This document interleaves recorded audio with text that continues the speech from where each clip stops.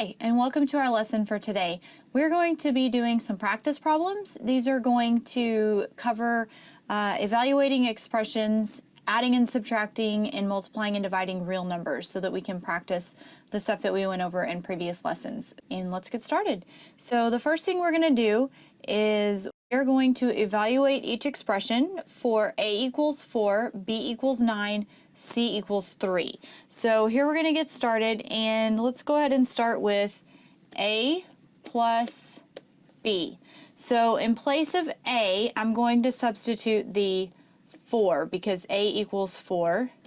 In place of b, I'm going to substitute 9 because b equals 9. So everywhere that you see an a, we're going to put a 4 in place of it. Everywhere you see a b, we're going to put a 9 in place of it. And now we can go ahead and just solve our problem. So 4 plus 9 is 13, and we're done. That's simple, okay? So let's go ahead and move on to a subtraction problem. Same thing. We're going to substitute here. You can pause the video to try this one on your own. All right, so let's go ahead and substitute. So for A, we're going to substitute 4. For C, we're going to substitute a 3. We're going to keep our minus sign. So now I have 4 minus 3, which equals 1. All right. So the next one we have is A times b. Remember, when there's nothing in between the variables or a variable and a constant, we're going to multiply. So go ahead and practice this one on your own. All right, so let's substitute. So a equals 4, b equals 9, and whenever I have numbers side by side, I do have to put something there to indicate that they're multiplying. So in this case, I used parentheses. So 4 times 9 is 36. All right, let's try a division one. B divided by C. So now I'm going to substitute. So go ahead and pause the video to do this one on your own. All right, let's go ahead and substitute. So 9 goes in for B. C equals 3. 9 divided by 3 is 3. All right, so these are pretty simple. Now, the harder the problem gets, the more substituting you have to do and the more solving you have to do as far as evaluating for the correct answer. So if you have to substitute in 3 numbers for each, or 3 variables, and you know what they equal, you're going to be able to solve the problem. So just because it gets to be more complicated doesn't make the process any different. So let's go back over your sign rules. And so if we're going to add and subtract and we have the same sign, we're going to add our numbers and we're going to keep the sign. And then if we have different signs, we're going to find the difference in those numbers, which is subtracting, and then we're going to use the sign of the higher number. So let's go ahead and practice a few. Now I have added in one thing here. So this first one we have looks a little different.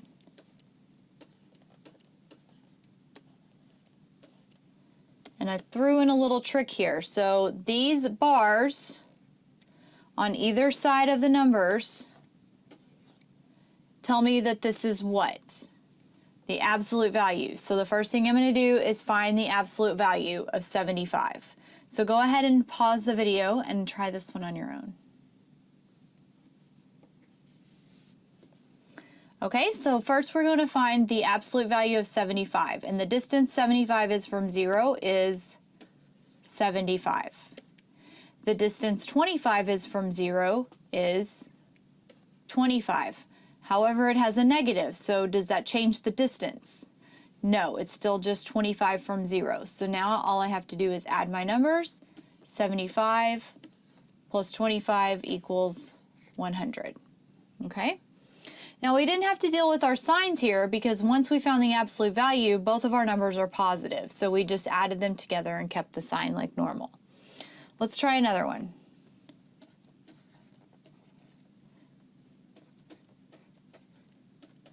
Okay, so I have negative 63 plus 17. Now these have different signs. So go ahead and try this one on your own. Pause the video.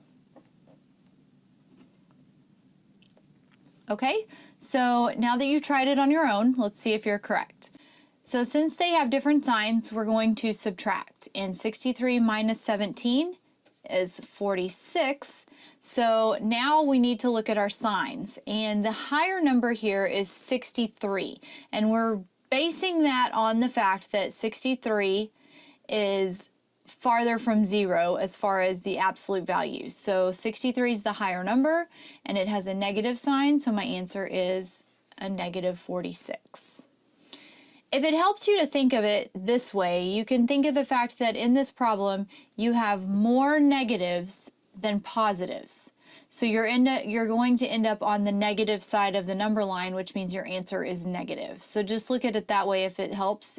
If whatever you have more of in the problem, negatives or positives, then you're going to use that sign. All right, let's try another one. So we have 23 minus 35. Now this one is a little bit tricky for some of you, but remember our additive inverse. So go ahead and pause the video and try this one on your own. All right, let's go ahead and try this one. So instead of 23 minus the 35, I'm going to add the opposite. And in this case, the opposite of 35 is negative 35. So now I have different signs. I'm going to find the difference. So the difference in 23 and 35 is 12. Now, do I have more negatives or more positives? Well, there's 35 negatives and 23 positives. There's more negatives, so my answer is going to be a negative 12. Okay? So let's try one more before we move on to multiplying and dividing. So if I have 42 minus a negative 16. Also another one that's tricky, so go ahead and pause the video and try this on your own. All right, so let's go ahead and try it. So I have 42 minus a negative means that I'm going to add the opposite, and the opposite of negative 16 is 16. So now they have the same sign. So I'm going to add my numbers, which comes out to 58. And I'm going to keep my sign. They're both positive, so my answer is a positive 58. Okay? Let's move on and go through some multiply and divide, and that way we can practice our sign rules again. So just to recap, our sign rules for multiplying and dividing, if they have the same sign, you're going to multiply or divide the numbers, and the answer is going to be positive. If they have different signs, you're going to multiply and divide the numbers, and the answer is negative. So let's go ahead and practice a few. So now I have 14 divided by 7/8. Now this is one where we talked about the multiplicative inverse. So if you remember, the multiplicative inverse means that we are going to multiply by the inverse. Okay? And then this number is going to go over 1 to make it a fraction, just to make it a little easier to multiply. So here we go. Now we can actually reduce this before we solve it. And so what I'm going to do is reduce the 7 and the 14. So the 7 becomes 1, the 14 becomes 2, because 7 goes into 7 one time, 7 goes into 14 two times. So now I can go ahead and multiply. So I'm going to rewrite it. And when I multiply, 2 times 8 is 16 over 1. Your answer is just 16. If you did answer it 16 over 1, it wouldn't be wrong, but most people don't put a 1 in the denominator. All right, let's try another one.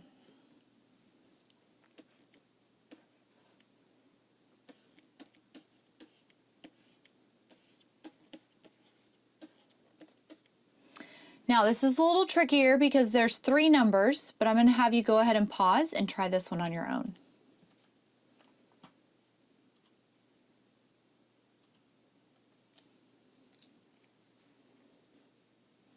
All right, let's go ahead and try it. Now, as far as multiplying by a half, I can go ahead and make these all as far as multiplying this by a half, I can go ahead and make all of these a fraction.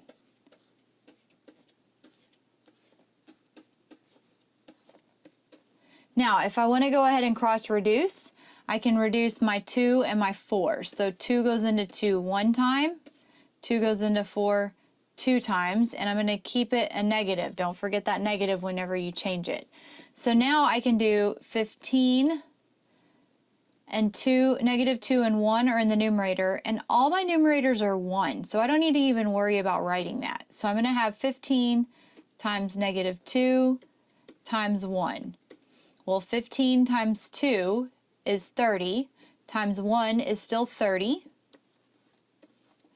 Now, because I have 3 numbers in the problem, they do all have different signs, and I only have one negative. So if I only have one negative, a negative times a positive is a negative, so I still have a negative, and then a negative times another positive is still negative. Okay? So it only cancels each other out when you have 2 negatives or an even number of negatives. All right, let's try some more. These are probably the harder ones here, so let's just go ahead and practice, but we need a little more space. So if I have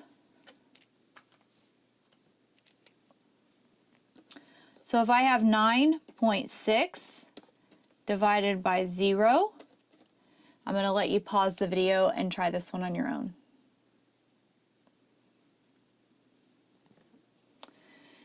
All right, so 9.6 divided by 0. I can rewrite this as 9.6 divided by 0 like a fraction. Either way, my answer on this one, if you remember our properties of 0, is undefined because I cannot have 0 in the denominator. And that's it. That's all you have to do. So let's try another one. So if I have negative 1/4 divided by 4. All right, I'm going to let you pause the video and try this one on your own.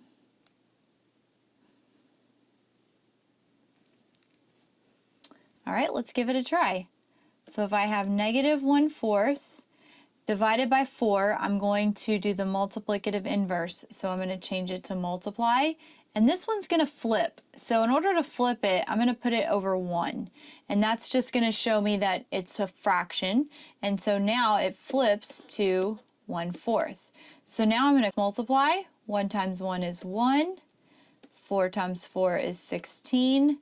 And then my answer, negative times a positive, is negative. Okay? Next one.